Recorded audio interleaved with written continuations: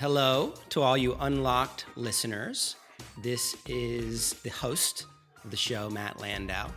And it's not often that I get the chance to bring onto the show somebody whose voice sounds way better than mine, somebody who looks way cooler than mine, and somebody who has a job that is as admirable as anybody could imagine.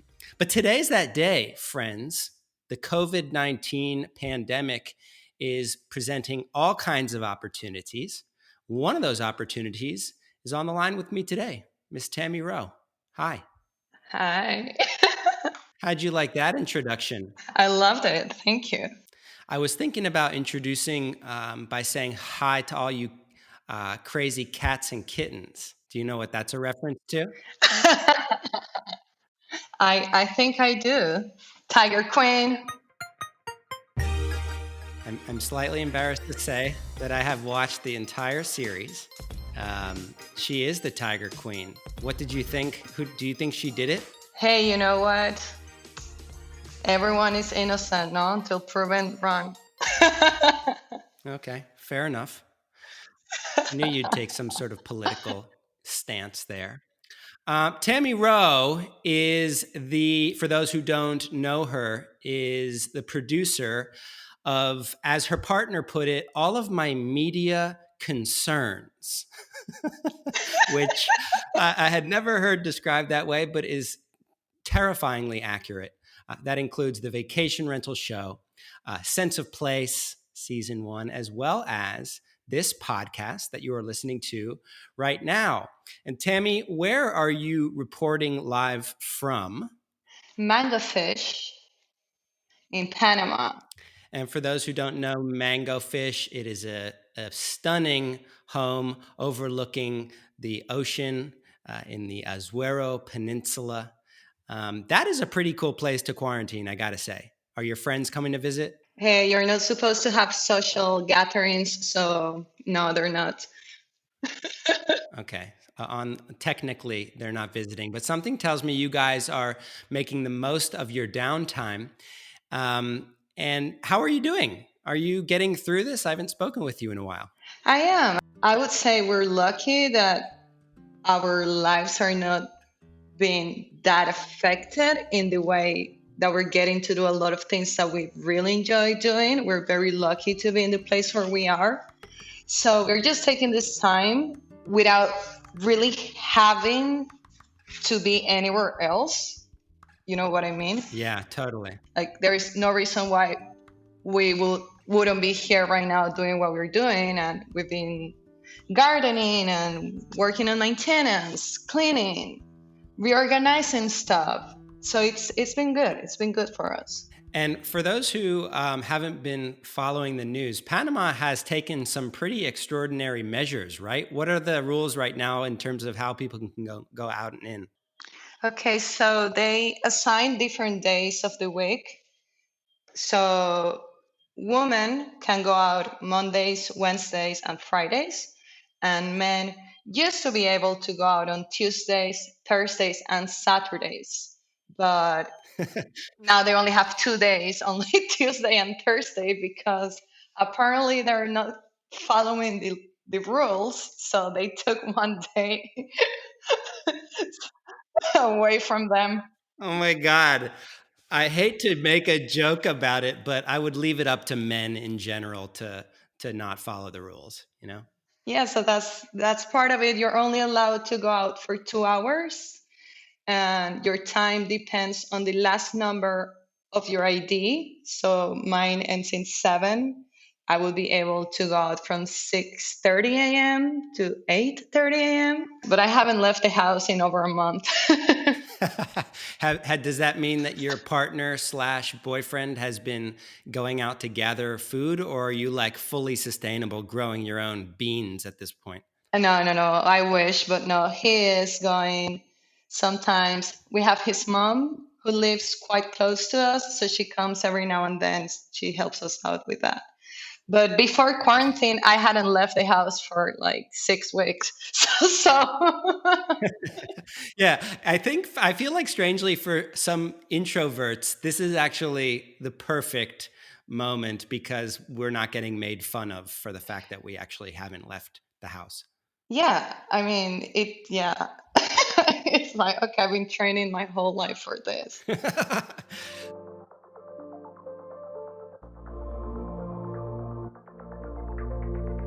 And I want to talk about the home in which you are and the potential plans for that home as a business in a moment. But first, I thought it might be cool, just in doing these updates, to keep people abreast of some things that we're observing on the vacation rental COVID front. Also, getting people excited about this coming season of the podcast. I am so excited, especially with some of these guests who I feel like are way above our normal pay grade, have taken the time to sit down and share their perspectives with us. I wanted to take a moment, Tammy, to tap into you and your way of thinking, because I think you represent a very prototypical future traveler for a lot of our vacation rental colleagues. How old are you? 28. 28. You have a good income. You like adventuresome places. You like authentic places. You travel with friends. And one of the things I've always noticed about you as a millennial Oh.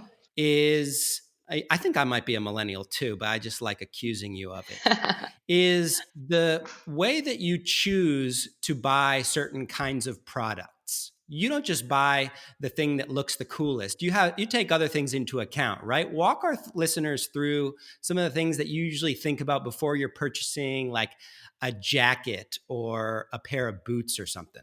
Okay. So, what I would like to do more of that I am currently doing, but I would be lying if I said that's the only thing I do when I purchase something. But I like to look at companies who are giving back. I like to know who made what I'm wearing, where the materials came from. I like fair trade. I like when we travel, for example, when we're doing the show, I like to buy in things directly from the person who made it because I think it's way more special that way. And I'm an independent artist, so I usually go for independent small businesses.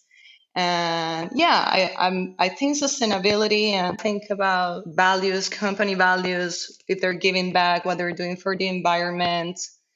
And I try to find out the most I can about them and their business before deciding to acquire their product, if that makes sense. It does. It makes a lot of sense. And applying that to the vacation rental niche, we've had the chance together to stay in some remarkable vacation rental properties around the world. Throw out an example or two of one that embodies something greater than just the business, something that stands for that kind of sustainability. Or is there anything or anyone that jumps off the page to you? Well, let's say I really enjoy going to Rome and getting in the end of our stay, we got these beautiful boxes that Henrietta, Mm-hmm. our host, got like gifted us in the end of the of our stay. And these boxes are painted by the parents of children in Hungary. So the kids make the drawing and then the parents paint these boxes that then they sell. So I thought that was quite special, and it's a foundation that she really supports and is close to her heart. And I liked learning about it from her. Uh, I would say again, Bob and Ian. I know you talked about them with Stuart on your last podcast, but they give you bottled waters, glass bottles, so you don't have to get plastic. They have the Freedom forest that you can donate and have a tree planted in a forest of your choice. I mean, I think the list goes on. No, those are two brilliant examples. In fact, those were the exact two Yeah. that I was thinking of as well. Henrietta with Treasure Rome giving a parting gift, a little gesture that you get to take home, and that means more than just that opens your eyes to something. And Bob and Ian, who have really baked environmental sustainability into their business model. So I think it's just a nice reminder for vacation rental professionals in this moment who are trying to find their new path forward to think about, what is that kind of consciousness that is built into my business? What is something that's close to my heart? How can I be more than just a place to stay? It's good food for thought. And another aspect of your millennialness is the way that you research destinations and places to go in those destinations once you're there, which is, I've seen you use Instagram a lot, right? Yes. So if there's if we walk by a restaurant, I go to Instagram, I find the restaurant, and then I look at the pictures of the food. And then you'll say, okay, this looks good, or actually it looks terrible and I'm not going to go there. Yeah. And you also, do you use Instagram for experiences, things to do in the destination? Sometimes I do a lot of just asking people, like my circle friends, if they've been to the place where I'm going. I do that a lot with restaurants as well. Mm-hmm. If a friend of mine is a really good foodie or they're a chef, I ask them, hey, I'm going to this city. Mm-hmm. Where do I have to go? And sometimes I just do a random, Google search of the basic top 10 things to do in a place. And mm-hmm. some of them might be mainstream or consider what everyone does, but I don't really care about that. I will do it if I'm interested. I don't mind being basic sometimes, no? You're so basic, Tammy. I know, I'm so basic.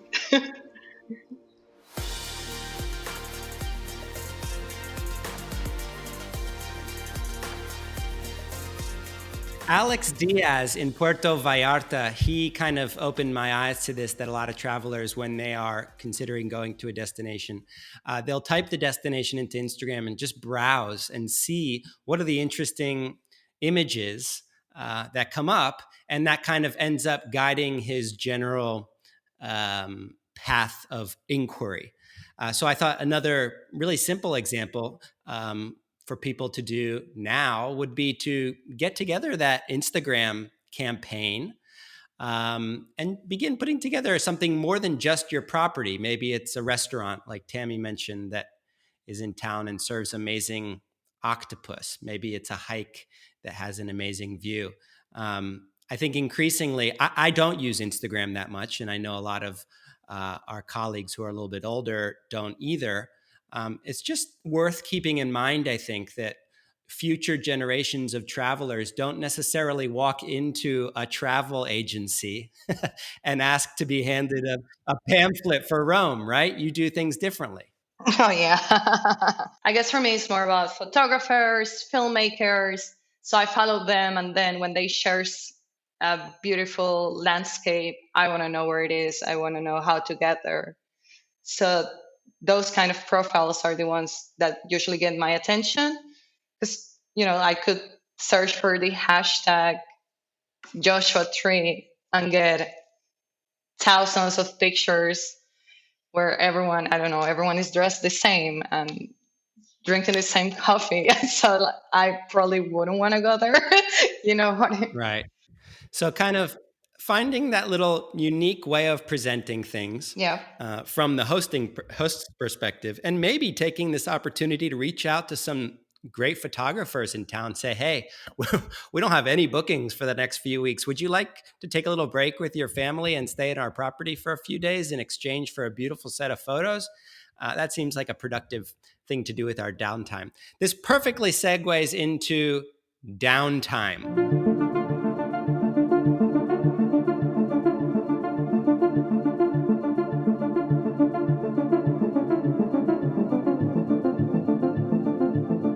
Most of our plans for this year went straight out the window, right? Yep. Pretty early in the year. Pretty early in the year, and it's probably going to mess things up for the entire year, if not beyond that. But first, I want to talk about your guys' plans with Mangofish, which if folks didn't listen to the last episode, I can't believe they would have missed Stuart. your partner in crime. But if they did miss that episode, explain what the plan for Mangofish was pre-coronavirus from a high level, just in a sentence or two. We are, in a sentence or two, Matt, really? Or three. We basically had planned, no, in the past year, we've been moving to Mangofish full time. So our plans were to set up our studio. So that's what we're doing. We want to have our post production and pre production studio done here. And we were going to start getting some guests and do some trial and error of the place. And so, yeah, I would say that was the plan pre-COVID. And by studio, you mean the actual production studio as well as a vacation rental offering, right?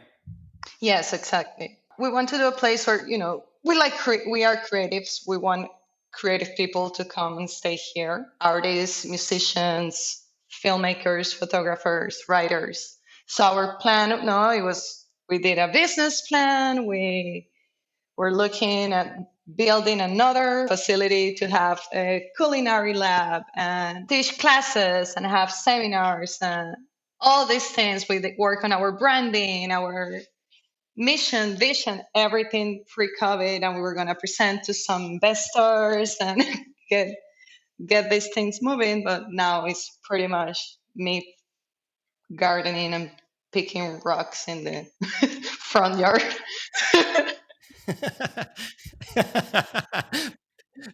Picking rocks in the front yard? What are people throwing rocks at you? You'll have to say it. You will have to say it to understand. Okay.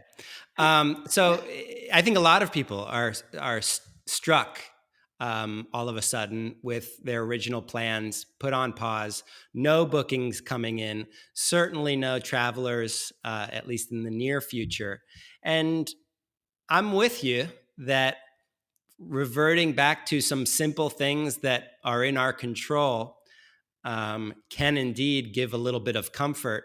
But I'm also getting kind of stressed out with all of this stuff. Are you? Are you letting it get to you?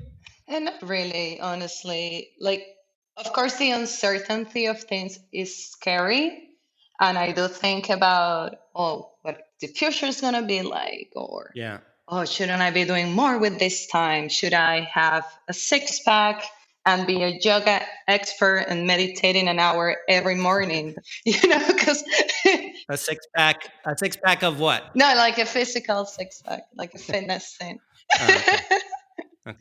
But because now there's this thing now, like, you have all this time, you should improve yourself and be better and learn rocket science. But hey, you can also just relax and spend some family time and read a book you've been meaning to finish and learn to cook something new, like super low stress, rewarding stuff. I call it sense of accomplishment. Sense of accomplishment. I like that. That's a new show we could work on. Yeah. Little things that people accomplish. Yeah.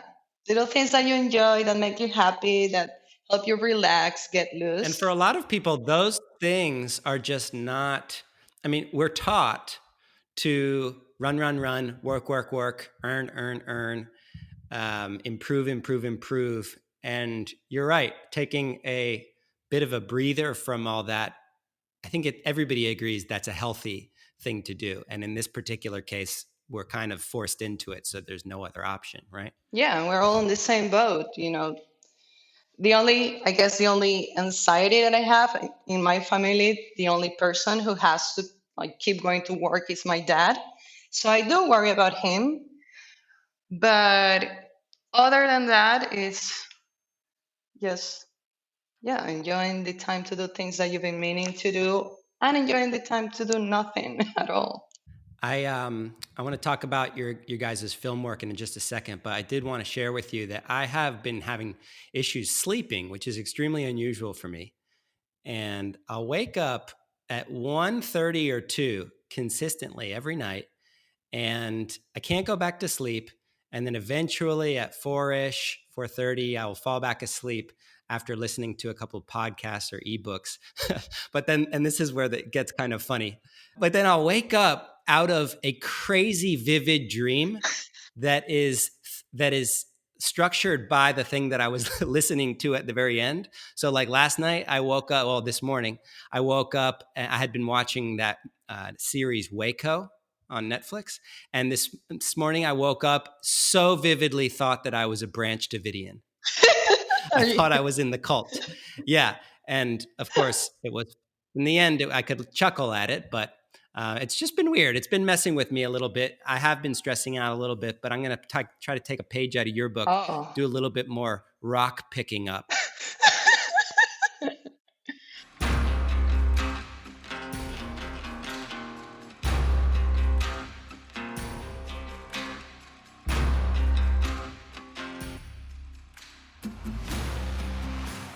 I want to talk about your film work because I know that everything that we had planned, in terms of going out and filming new stuff and the stuff that you guys had been working on, a lot of those variables that were outside of our control, such as travel, is off the table. What has that given you a chance to work on in the meantime? Dun, dun, dun. Ooh, okay. So we were working on the show, and vacation rental show, Census Place. We had been filming some stuff for a music documentary, but we had never really had the time to edit everything that we filmed in the past like 2.5 years. And it's not just a music documentary. It's like featuring remarkable people, right? Give yourself a little credit. Yeah, it is. Thank you. Who is it again? I can't even remember. Something related to Steve Martin. So his name is John McEuen. He's a very successful banjo player, and he's childhood friends with Steve Martin, and Steve Martin's first manager for about 20 years is John's brother, Bill McEuen, who is our production mentor. Wow. You following me? Yeah, I'm with you. That's amazing. Yeah, so we have all this footage from the 70s with all these stars, with Linda Ronstadt, with Steve Martin when he first started, David Bromberg, and the list goes on. Linda Ronstadt's backup band were the Eagles. So yeah, it's exciting. And so you had all that footage of banjo history. Yes. And does that mean that now you just have a chance to sit down and put it all together? Basically, yeah. We have some interviews. Cool.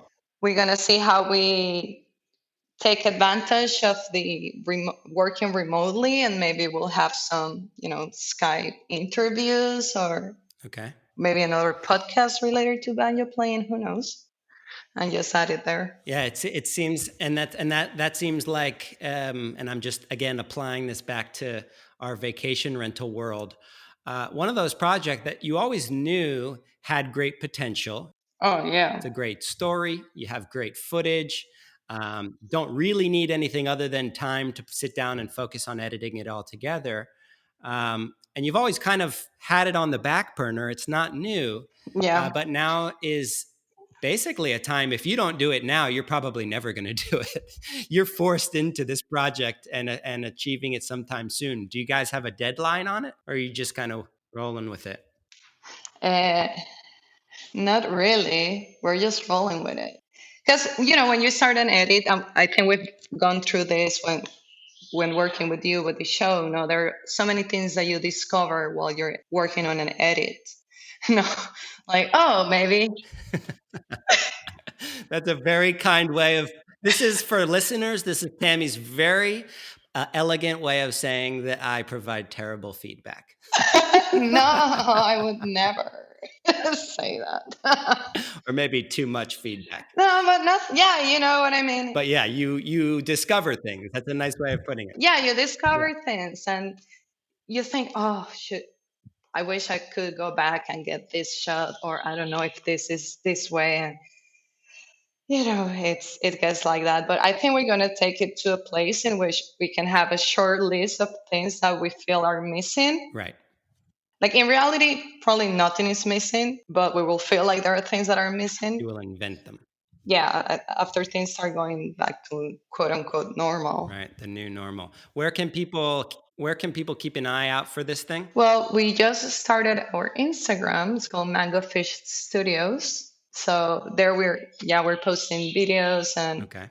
pictures of us setting up the place for the vacation rental for the studio part and showing what we've been up to, giving little updates there. And for the actual banjo film itself, will they be able to see it online, or is the goal here something else? I mean, I don't know something else because isn't it the same thing? Like, I'm sure it'll be available online, but we would love to have it in a film festival somewhere. We don't know where yet, or so we don't know that part yet. Yeah, the distribution part. Yeah, I think I actually heard that it already won a couple awards, and it's on the front of Netflix already. It's pretty incredible. Oh, I said, oh, that's Yeah, news to yeah. me too. Thanks. Tammy, last question. I'm really looking forward to this season of the podcast because I think for the first time ever, we have one common challenge that everybody is looking to get through individually and together. Is there any big thing that you are curious to learn over the course of the next 15 episodes? I would like to see how people are adapting to have to target more local tourism, Mm-hmm. because that's what we're doing in our region in Panama. We feel like before international flights start, there's going to be a lot of people just wanting to leave the city. And we're 5 hours away from the city, but I don't think we're going to have trouble getting people here. Mm-hmm. And working together and how communities are going to organize themselves. And yeah, I think it's exciting. It's an interesting reset for hospitality and tourism in a way. I like how you did that. I like how you just worked the reset into your final thought.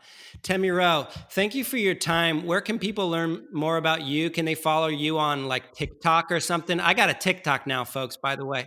I am so bored. I'm so bored that I've got a TikTok. You got one?